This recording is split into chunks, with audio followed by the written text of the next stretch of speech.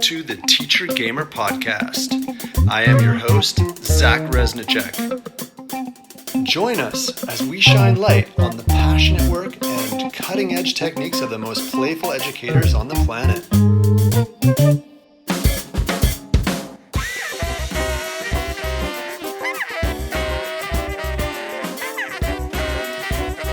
Maryanne Cullinan hails from New Hampshire, USA, where she proudly teaches middle school in the same community she grew up in.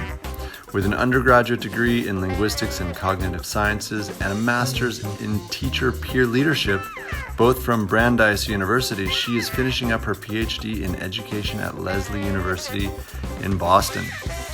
With over 18 years of teaching experience, she has been working with and advocating for RPGs in schools for about 5 years now, bringing it into her enrichment program alongside improv, simulations, and theater. A true teacher gamer, if there ever was one, Maryanne works at Great Brook Middle School in New Hampshire, where she teaches photography, ancient warfare, DM's Guild, theater, costume design, anatomy, and physiology, and she's responsible for both math enrichment and math remediation, directs the middle school play, and produces the Daily Announcements TV show. With currently over 65 kids in her Heroes Hall after-school D&D club, Maryanne's favorite RPGs are Mouse Guard, To Serve Her Wintry Hunger, and Kids on Bikes. Thanks again to John Schroeder for his music on the podcast. All right, without further ado, let's get into it. Good morning, good afternoon. Where are you today, Maryanne? Hello. My name is Maryanne Cullinan, as said, or Culliope, and I live in Antrim, New Hampshire, USA, which is a very small town in New Hampshire, which is in New England. So if you looked at America and thought of it as a turtle, I live in the head, in the Northeast.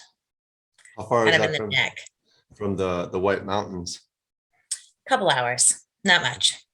Have you spent time in there? Yeah, for sure. I'm maybe 2 hours southwest. I'm in sort of the southwesterny bit of New Hampshire. It's such a treasure that. Well, we are in the part of the year right now where it isn't snowing, but the leaves are gone. So we're in a period of sort of watchful waiting in which everything is getting a little colder and darker all of the time. But we're not quite in festive holiday season yet. Okay. And so we had a teacher gamer meetup last weekend, and Peter Young talked a bit about a project or two that you've done, and I believe you were at what's it called, PAX? Yeah, so I'm a middle school teacher, and I like to use role-playing games in my classroom. Awesome. And just sort of in general with middle schoolers, because middle school itself is like one giant role-playing game for kids, and that's ages 10 to 14 where I am. And so Peter and I were on a panel together at PAX West, and it's the Penny Arcade Expo. It's all sorts of different kinds of games, video games, role-playing games. And I'm about to complete the quadrifecta of PAX, having spoken at PAX East, PAX Online, PAX West, and now PAX Unplugged, the crown jewel, because that's the one that's all about board games and tabletop games. So I'm very excited about it. Wow, that sounds really exciting, and hopefully one day I'm sure I will be attending that soon. Hopefully, that sounds yeah, when the world gets a little less crazy, maybe. Right. Let's see, I'm getting PhD. Okay. So I'm speaking with you from my parents' house because tomorrow I have the day off for Veterans Day in America. And I am spending the night here working on my PhD work because I also have 3 small children, well, medium-sized children, and many extra neighborhood children in my home tonight. So my husband is sort of cat herding, and I am here cranking out some good work. Nice. On how to battle systemic racism. Ooh. So, yeah. Well, thank you for taking the time out of this busy schedule and a really important work. I I hope one day to do the same. I did do a master's in education where that it took me 5 years, and I spent the last 3 of it really in writing the thesis. So I feel for you. And Well, I want to put in a plug, Lesley University in Massachusetts. You should check it out. We've got tons of international students in like Israel and Nigeria and everywhere. Somebody's how do you spell in the name of it? Lesley, Lesley. Okay. And it's super progressive and interested in all sorts of different ways to make academia not be colonializing and be sort of, help the world. So I love Lesley University, even though they don't give me any financial aid. I'm not saying that to protect financial aid. That is my own opinion. Well, that's a beautiful thing. Yes. Do you want to talk a little bit or say a little bit about your thesis? I'm definitely interested to hear more about it. Well, I'm not really there yet. I'm finishing up. I'm in my second year of my required classes. And so I've got about a year to go. It'll be about 2.5 years total. But what I'm really interested in is I came with the observation that role-playing games were very useful for my students. That not only from a sort of social emotional place and a leadership place and a community place, all of those are very important, but also from a content place, there were ways to use role-playing games to get kids to interact with content in a deeper way than they would normally. So now what? How do we do that on purpose and not just stumble into it because it seemed fun? Right. And so that's kind of where I'm at right now. So what exactly my thesis is, I don't actually know yet. This summer, some friends and I helped me with an independent study where we banged through 10 different non-D20 indie game systems in 10 weeks. And we're looking for like, what could we use in a classroom? Like things that we thought might be useful in a classroom setting.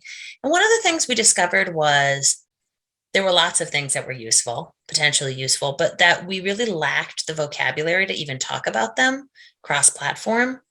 It's very nebulous still. So I think my immediate project is to try to figure out, well, what are the components of games that are important versus nice to have in an educational setting. And that's sort of from a high lens of, content agnostic versus, I'm not saying like, if you're going to be teaching about fish, you have to talk about scales, right? Like, I mean, what sorts of character building or what sorts of dice rolling, like if you're trying to get different aspects of growth from your students, what kinds of mechanics would be useful and conducive to that. So that's kind of where my brain is right now. But the next time you talk to me, it'll probably be somewhere else. Yeah, I was going to say that it sounds like game mechanics or like you're trying the ability to identify, and that just made my mind go into what would be the different kind of characteristics of finding the right vocabulary, semantics, and around discussing games for education. Yeah. So in recreational therapy and some other places, they have activity analysis, which is this idea that, if you're trying to teach someone, I don't know, like hand-eye coordination, you're not going to do swimming. You might try throwing a ball. Right. There are certain activities, but that doesn't make swimming any less inherently useful to the world. It's just not the right thing. Now, and I do notice that, right now, there's this huge resurgence of D&D and D&D being used in therapeutic settings, but it's not really for that. That's not necessarily the best system for those things. It's just the system we all know, right? Right. So I'm trying to figure out how to determine, well, what is the best system? And are there ways that we can steal components from lots of different ideas to create something that's really purposeful for students? So that's kind of what Great. I'm working on in my brain. That is great. I absolutely love it. That makes a lot of sense to me. I don't know if you know that, and it's really not about plugging it, but I wrote this book called the Teacher Gamer Handbook. I have recently heard about that from the educational DM.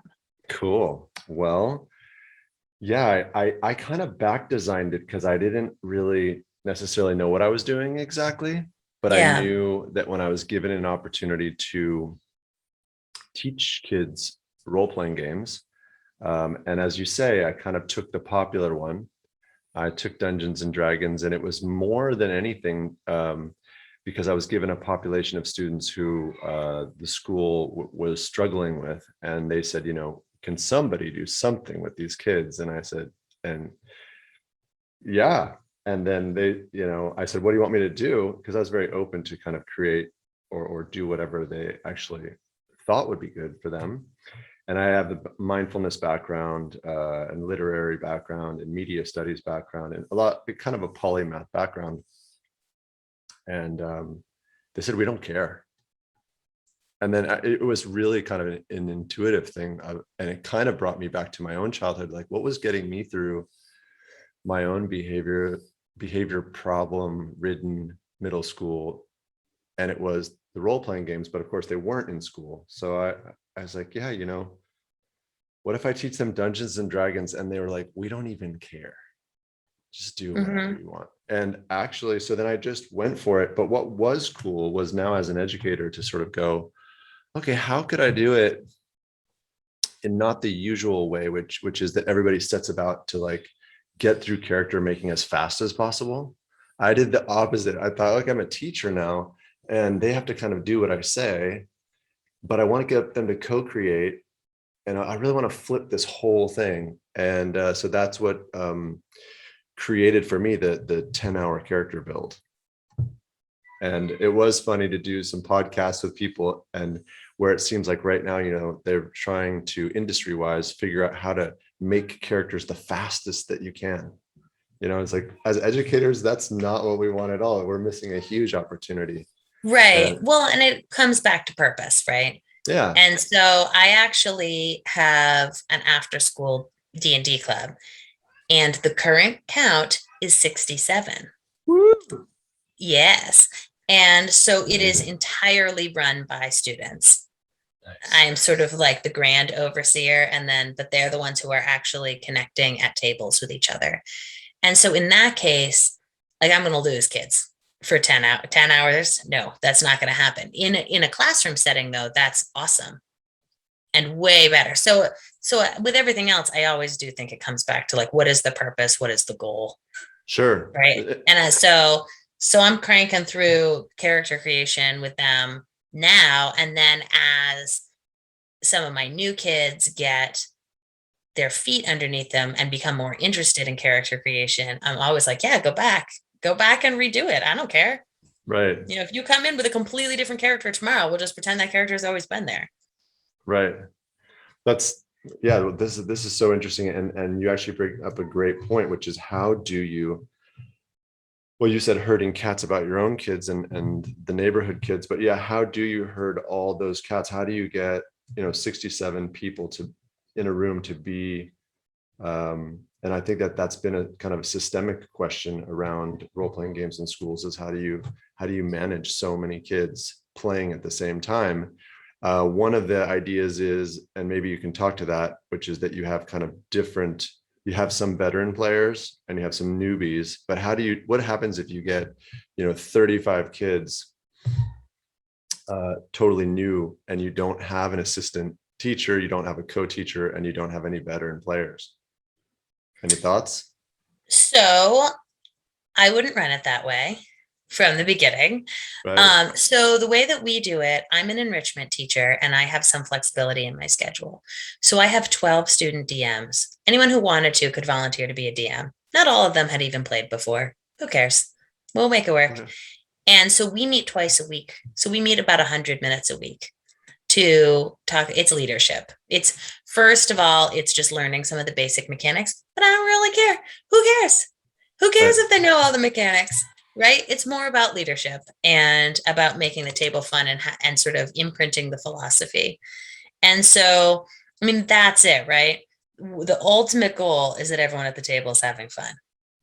And so it doesn't actually, here's the secret, nobody cares. Nobody cares about encumbrance. Nobody makes you actually use the like spell components to make the spell. Like what was it, right? I mean, there's all these things that we sort of cheat on all the time, but everyone just sort of accepts. And then there's some rules that you're supposed to know. And do I want my kids to know them? Sure. If they screw it up, if everyone's having a good time, who cares? They're going to figure it out eventually, or their players will call them on it. And then that's a good learning experience too. So the way we do it is we start out at the beginning of the school year with anyone who wants to volunteer to do DM's Guild comes and does it. We spend about a month preparing. They get to make up their own stories. We do a little bit of a lesson every time. And then we start, and whoever, right now we have 9 tables going. We're going to have to open up a 10th table pretty soon. And I have them mostly in pairs so that they have each other to lean on to help. Yep, the DMs are in pairs, and then we have about 4 or 5 players per table, typically. Nice. Some end up with 6 or whatever. It just sort of depends. And it's I try to make sure that the personalities work together, and that I think people who are sort of either developmentally at the same place or have similar senses of humor or might want similar things are at the table. And then we spend time processing outside of the time, like what went well, what could we do differently, and then any questions we have about mechanics and things like that. But we also, it's important to me. So I didn't play D&D as a kid because I was a girl in the 90s in New Hampshire, and I was allowed to watch maybe, or like date the boys who played, but like girls were not welcome at the table. So having a all gender inclusive table is very important to me, and having an all everyone inclusive table is very important to me. And we do that by setting some really clear norms at the beginning. And so we have 3 main norms. One of them is good leaders need good followers, and good followers need good leaders. And that means we can't do this without you, table. Like you come here to play with us, like to be led by these people, you have to let them.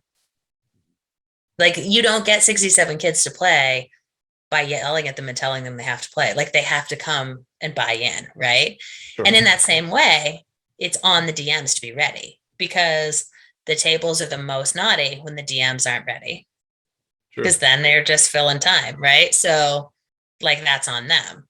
And then we have actions have consequences is one of our norms in game and in real life. So, if you do something stupid at the table in character, you will probably have to take the consequence for that. And if you do something stupid at the table as a person, you'll have to take the consequence for that. And then the last one is we're all here to have fun. So let's work together so that we don't take it too seriously. And we do a lot of team building. We just got through the first. So we always start with the Laureate Trial by Monique Franson. It's on DMs, whatever. In the DMs Guild, it might be in Drive-Through DM. It's great. It's this cute little adventure for new DMs and new players. And it has like a whole room that's just like checks, ability checks, and then one that's a puzzle, and then there's fighting. So it sort of slowly builds. Mm-hmm. And once you do that, you get your own D20 and you become an official member of Heroes Hall. And we roll out a purple paper, and we have our throne, and you walk down the purple paper in character, and everyone cheers for you. And then you kneel down, and your DM knights you with a dragon and gives you a D20 of your own. Awesome. Yes. I love it. That sounds amazing. You have definitely inspired me with that. So there's ritual and, and when we have fan art that people make of their own or other characters, we put that up on the bulletin board next to the norms.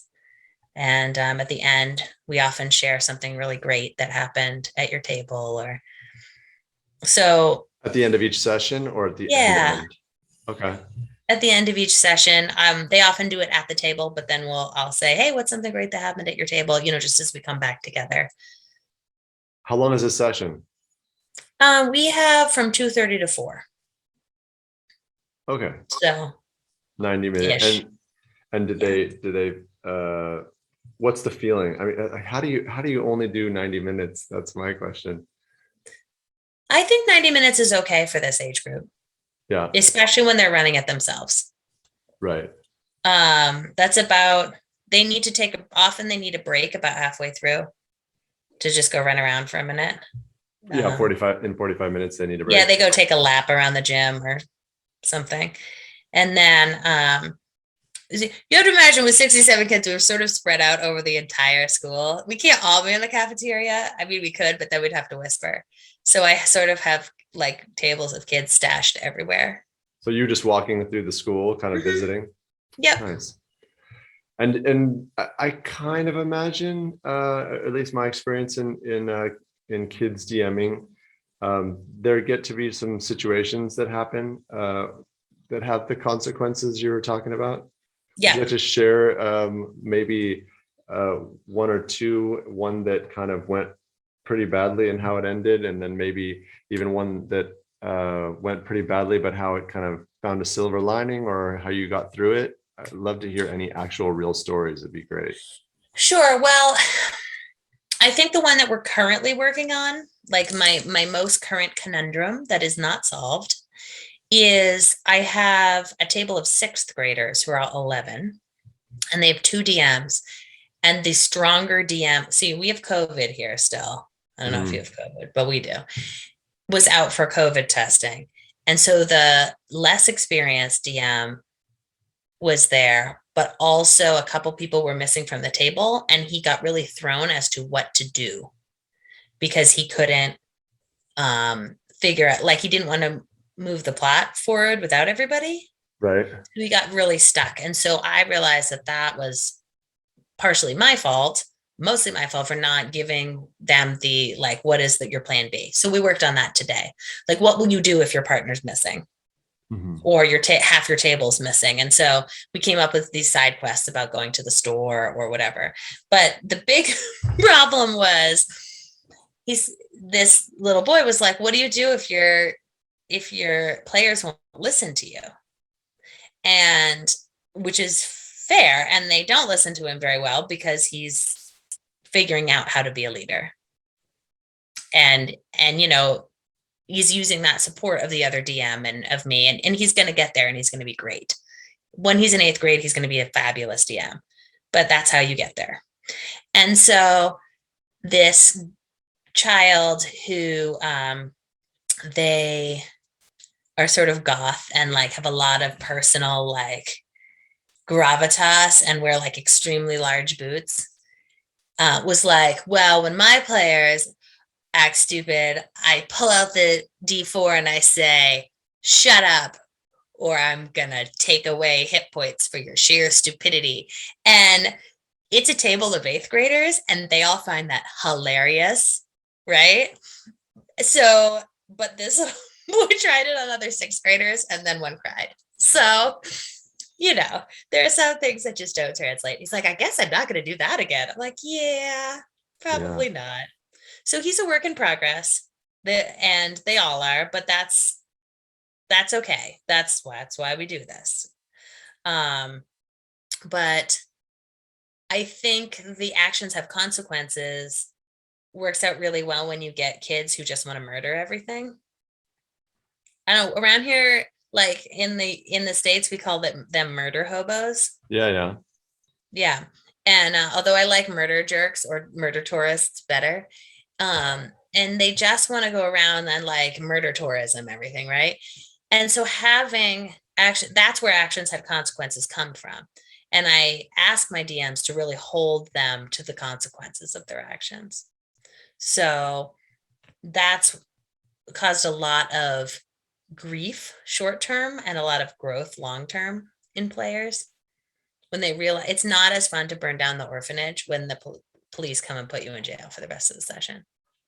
And do they put them in jail, or can they kill them? They don't typically kill them, but they could. And can they die? What happens when a character dies? I mean, you just make a new character, but then we'll No, talk but they about dead, it. like they're dead. Is that like Yeah. Plot death. I mean, not right away. We've only had a few sessions. We haven't killed off anybody yet this year, but usually kids, it doesn't usually come to that because usually they get it after a while. Too, that this is collaborative storytelling, and it can't be collaborative if all you're doing is killing everyone. Right. But everybody. Yeah. Oh, sorry, go ahead. No, I was to say, so yeah, I mean, are they actually, yeah, and how, let me just transition. I mean, even the concept of murder tourism, and, you know, trolling murderous hobos and adventurers who are just seeking hack and slash, and even though we, you know, we can try to set it up as puzzles and things like that, what are the parents feeling about some of the things that they hear going on, which does tend eventually, I would say, in a lot of settings, especially with Dungeons and Dragons, to be talking about killing, battles, weapons. What's your community's reaction to that? They don't really care.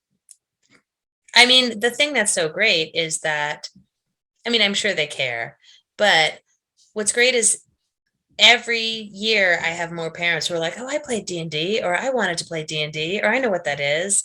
You know, now Stranger Things has been out. People aren't as worried about it as they were.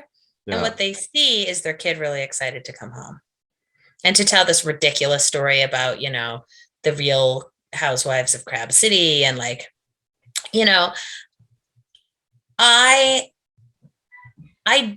there is violence, and that is part of the fun, is, you know, the cartoony violence of D&D. But I also think a lot of that does come from the DM. You know, the very first story that's in the starter, the first scene of the first story in the starter kit you buy at Target, The Lost Mines of Phandelver, you are killing goblins. Like in the published thing, you like literally go to their house and kill them. Like, because you're like, hey guys, and then you kill everybody. And so, I mean, that is a conversation that over time I have with my students, because it's fun to kill things, and when you're 12, to pretend to kill things and be able to run roughshod over the world because you are 12 years old and don't get to make a lot of your own decisions. Right. And your sense of humor is very punch up at authority and, you know, slapstick and, you know, screw the man. Indeed. But then you need your mom to drive you there. So you can't like be too screw the man, because then your mom won't drive you to where you need to go. That's it. You know, so some of that I think is just really natural. And yeah, go ahead. Yeah, so I think, but it does play out like the more they get invested into their characters and their world, I think the less they're just doing that. Yeah, I also find that when you do a 10-hour character build and then all of a sudden there's a threat of you actually dying, or you start like the actual mortality feeling of something that you put into it comes around. I wanted to actually address that a little further into something that I'm not necessarily, I'm not coining it, but I think about it a lot, and wondering what you think about it, or if you've come across the idea of kind of metaphoric thinking, right? Because as you just described, there's this whole thing going on with who you are as a player, and then who you are as a character, and your kind of identity, and what I would call this kind of golden moment sometimes, where you're really feeling the difference between, or experiencing something consequentially in game that's also happening in your life out game. Can you speak to that? Yeah, so the sort of like granddaddy of D&D studies is this guy Gary Allen Fine. And back in the like early 80s, he wrote this book called Shared Fantasy or something.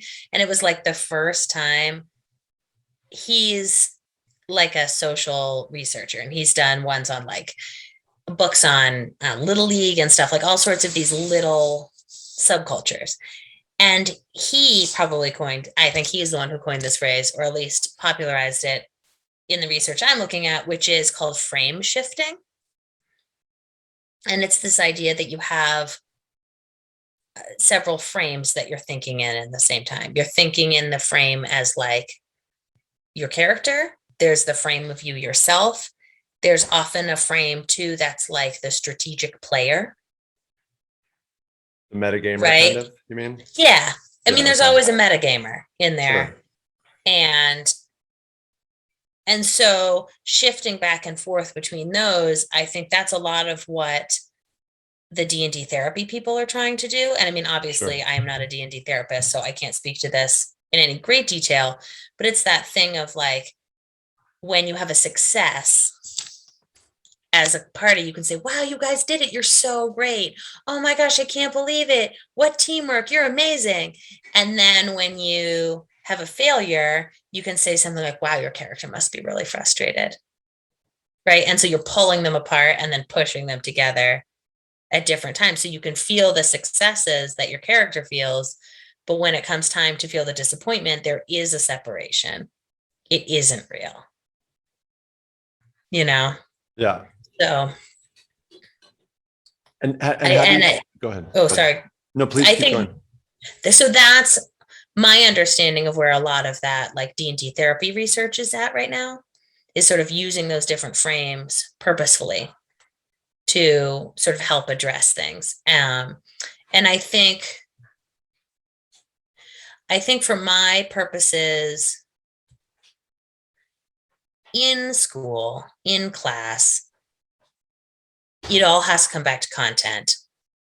All the other pieces are also very, very important. But what shifts it from being like a fun thing to an educational thing is the focus on content.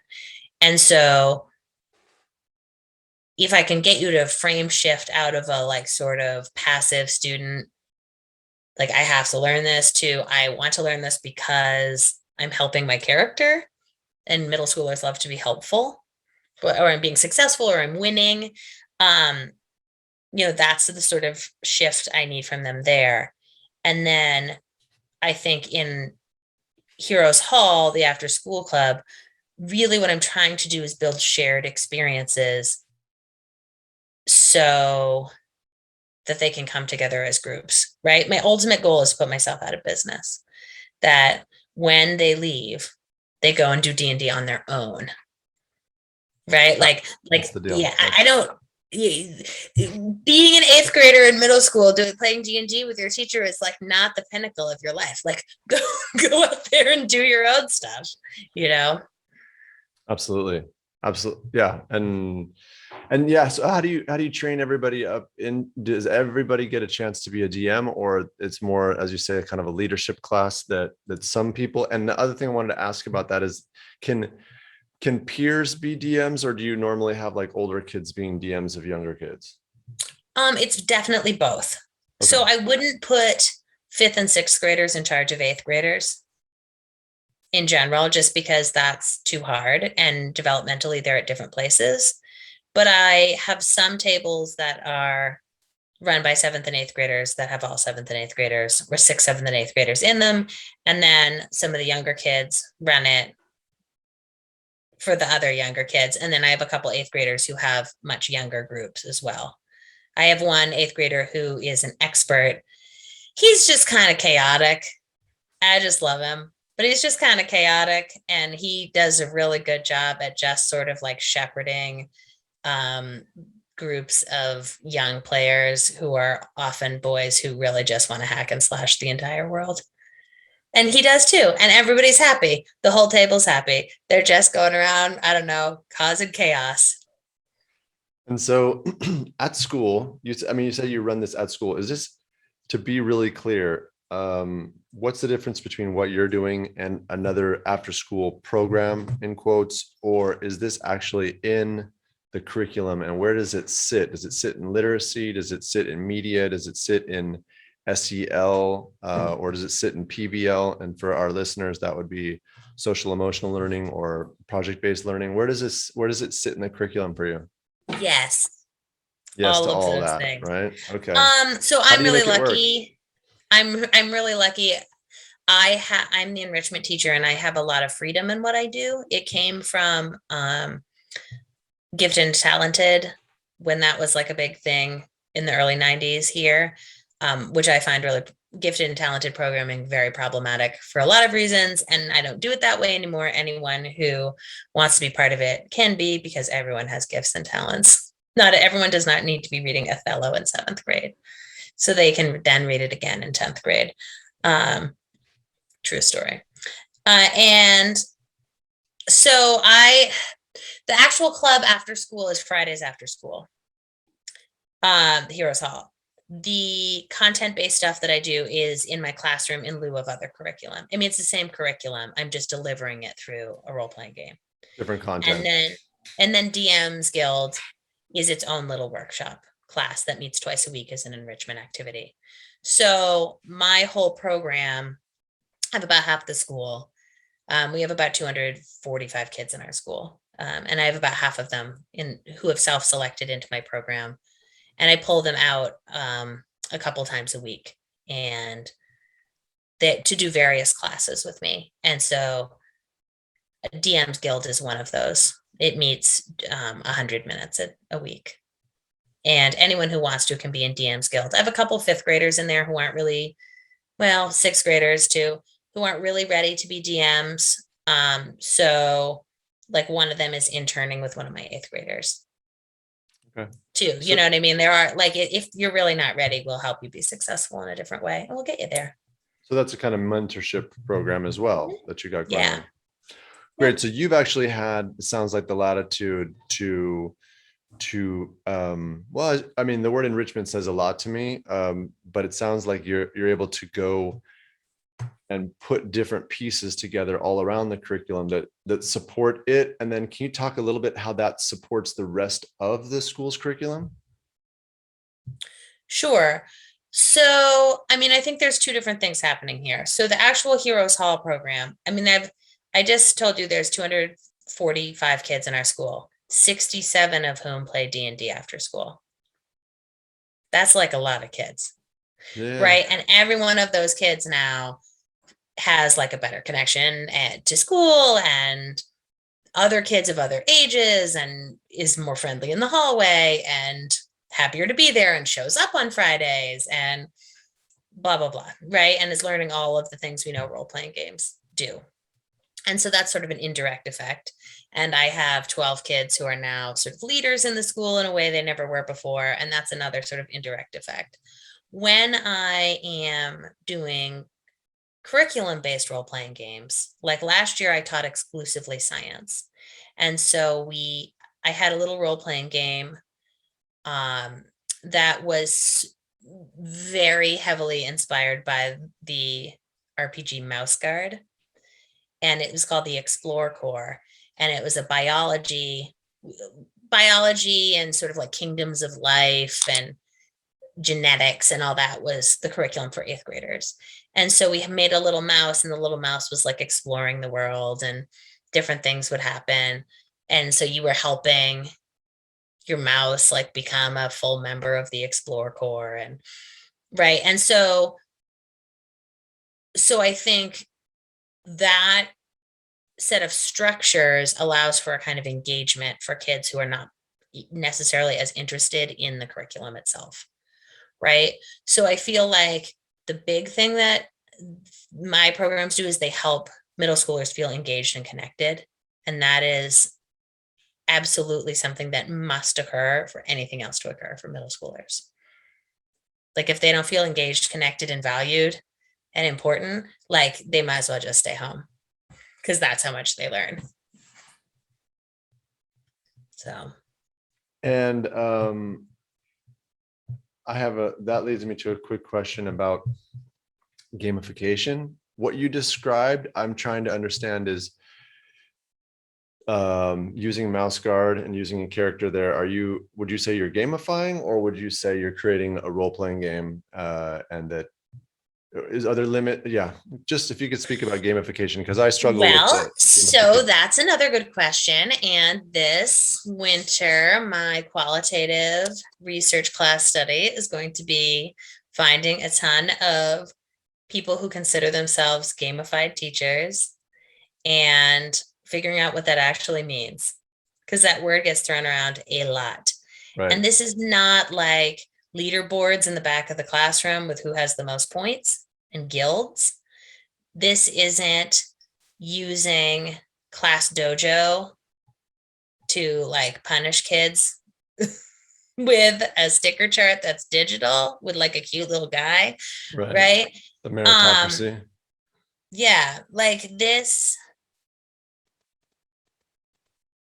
is like a modified role-playing game where you come in and when we are playing it, you are this character. Okay, that's right? So that to me, that's RPGs in schools, and that's not for sure. Just for gamification, sure. Right? Right. Well, I don't think there's like, does that fall under gamification? I don't like it too. Me personally, I mean, can if it. I feel like there's too much of what the other thing that you talked about, and I love the fact that you're working to kind of clarify that, because it just feels too wishy-washy. I feel like it's super wishy-washy. Yeah. But then there are people like, oh, I forget what her name is, but there's this neat math teacher on Twitter who she's doing a gamified classroom, I think is what she would call it, but it's sort of role play game light because you're all pretending to be zombie apocalypse survivors. And so like all the math things are things like figuring out how much food you have for the winter or what the catapult trajectory would be, or like, right, she figures out sort of real life uses for things. And that's not thematic. It's more thematic. It's a thematic thing, right? Right. Okay. So it's not role playing in that each person has a distinct character, but you are still playing a role. So I mean, I feel like there's a lot of wishy-washiness there that I'm trying to untangle as well.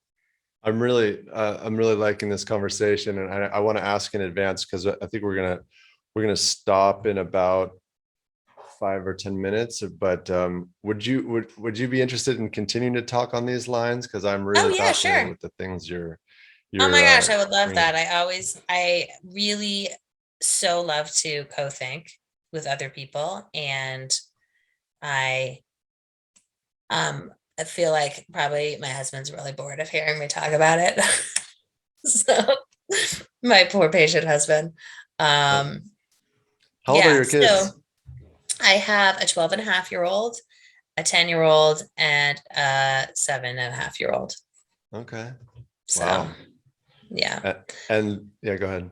My oldest daughter is an amazing human being. She is a DM. She's a very successful DM. She used Last Heroes Hall to, she and her friends were worried that there was some unkind behavior towards some of the other LGBTQ kids in our school. So she went around and got everybody to wear pride stuff on Monday to show solidarity with each other. And it was extremely successful, and I'm very proud of her. So I'm coming off a very proud parent moment.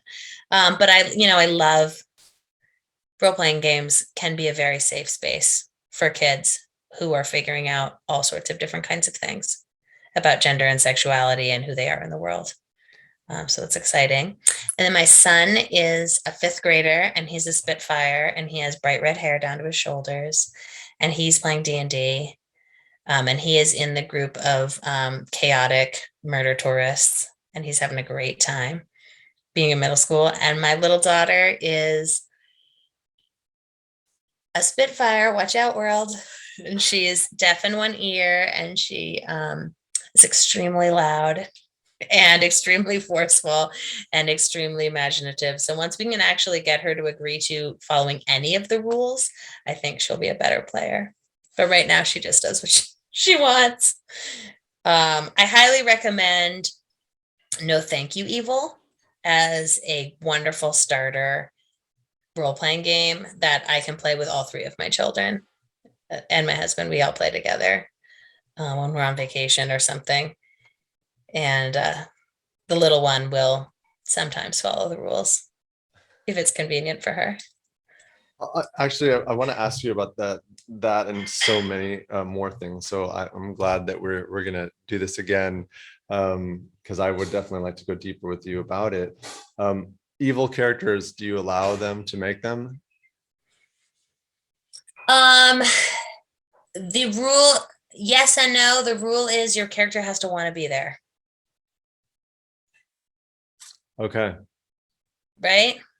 I don't care if you're not a great person, but you have to want to be part of the group in some way. You can't be actively working against the group because that's a crappy story.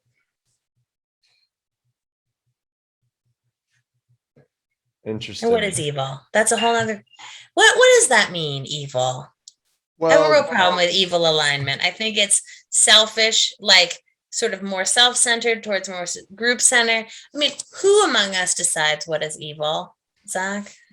Like orcs? Orcs can't all be evil. They can't be an evil race. That's racist. You know? Drows? Are they evil? Or is it just because they're ladies? By the way, would drows who live under the ground all the time have dark skin or pale skin? To me, I always thought of them as pale skin. Right. Well, but I mean, come on, where is the inherent, the systemic racism, Zach, of having one, or like the misogyny of having one woman centered race that's all inherently evil and eats their own babies? I mean, come on. Boys made that up. Girls didn't make that up. You know what I mean? Or like, how can you just kill goblins who speak languages and have a culture? Like, so when they kill goblins at my house and they loot the body, they find the like pictures of all their children. That's right. That's say world's best dad. Oh man, I'm only making $12 an hour at this stupid job guarding this thieves temple. I can't wait till I can take my kids to Disney World. This definitely, I would love to talk to you more about this. Oh, we're gonna have so much to talk about forever and ever now. I love it. But yeah, it's an interesting thing, because you're getting to the root of all the evil, perhaps. But when it comes down to alignment, gosh, I'm holding my tongue here. It's like it's burning all the things I want to say right now. Maybe we should leave it there. So to be continued, dear listeners. Dear listeners, absolutely, because I think we should have a focus. We'll have a focus on evil races and where evil comes from. Conversation. Totally. In closing, thanks again for coming out to the Teacher Gamer podcast, and really great to meet you. And I'm very excited that we seem very aligned in a lot of things. And I work with same age kids. I work with 10 to 14 is my main cohort for the last 7 or 8 years. And any final thoughts or words of wisdom for other teacher gamers, especially those who are thinking about making that jump, either crossing the line of being a subject teacher to try to bring role-playing games into their classrooms or into their schools, or to approaching their admins, or to approaching their community? What are your thoughts in terms of, especially for new teacher gamers or people who are just trying to get that part of their career going? So this is like way more than I can sum up in 2 short finishing sentences, but I would say go for it, right? But you have to make sure it makes sense. So we always go back to what is the goal, and then how do we get to the goal, and how do we design what we're doing to reach that goal, right? So if you're doing something and you think that a role-playing game, even if it's a short-term couple day thing, 1 class period, It doesn't have to be your entire semester the first time. If you think that's going to help with engagement and retention or whatever of content, do it, but don't just do it to do it. I mean, there are classes that I teach that are not role-playing games because they don't need it. Got it. So we always come back to purpose. That's why we're here. All right, Maryanne Cullinan, thanks so much for your time. Good luck on your thesis. Thank you. Anytime. And, thank you for helping me procrastinate from doing my homework. Yes. All right. Take care. I will talk to you later. Bye. Have a great day. We hope you've enjoyed the Teacher Gamer podcast, a Wild Mind training production. Text and production copyright 2021 and 22 by Wild Mind Training for Teacher Gamer Revolution. All rights reserved.